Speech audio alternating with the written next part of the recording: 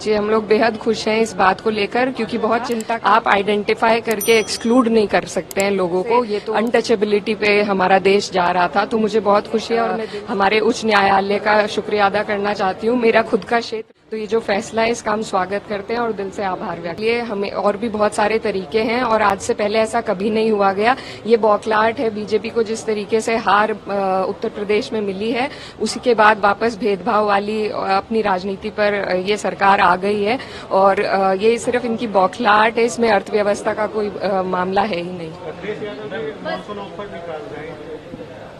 हाँ, देखिए,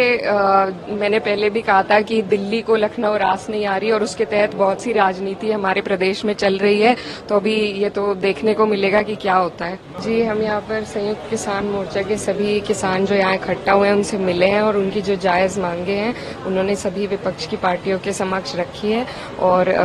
हम लोगों की यही कोशिश रहेगी कि इकट्ठे होकर हम पार्लियामेंट में किसानों को इंसाफ दिला सके और जो उनकी डिमांड है एमएसपी की गारंटी की, उसके लिए हम सरकार को मजबूर कर सके। इनकी किसानों की एक मांग है कि प्राइवेट मेंबर बिल लेकर आए, तो क्या पार्टी की तरफ से आपको कुछ ऐसा मिला है या कुछ ऐसा? देखिए, ये एक कलेक्टिव एफर्ट होगा पूरे विपक्ष की तरफ से, तो अभी इस पर जैसी भी भूमिका बनेगी उसके हिसाब से हम सभी लोग चलेंगे, लेकिन सब लोग साथ हैं। प्राइवेट मेंबर बिल आता है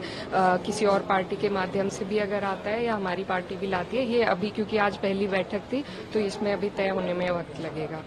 ये लंबे समय से मांग तो चली आ रही है लेकिन सरकार ने पूरा नहीं किया, तो क्या ये अन्याय है या इनके साथ? बिल्कुल, बेहद बहुत बड़ा अन्याय है और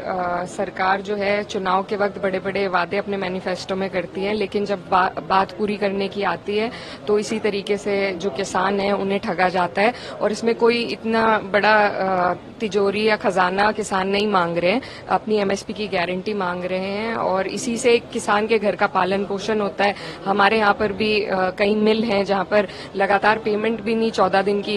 हो पाती है और सरकार ने यहां तक कहा था कि अगर 14 दिन की पेमेंट ना हो पाए तो उस पर भी ब्याज मिलना चाहिए, लेकिन ना ब्याज मिलता है, ना पेमेंट मिलती है, ना गारंटी मिलती है। तो जिस तरीके से सरकार इस देश की रीढ़ की हड्डी होने वाले किसानों को तोड़ रही है वो सबके सामने है और विपक्ष की यही कोशिश है कि किसानों का मुद्दा हमेशा उठा रहे। जब भी एमएसपी गारंटी की बात किया सरकार की तरफ से कहा जाता है कि हम सम्मान नहीं दे रहे हैं, सम्मान कर रहे हैं किसानों को। देखिए, सम्मान की तो बात यह है कि अभी जो लागत है वो भी पूरी नहीं हो पाती है, तो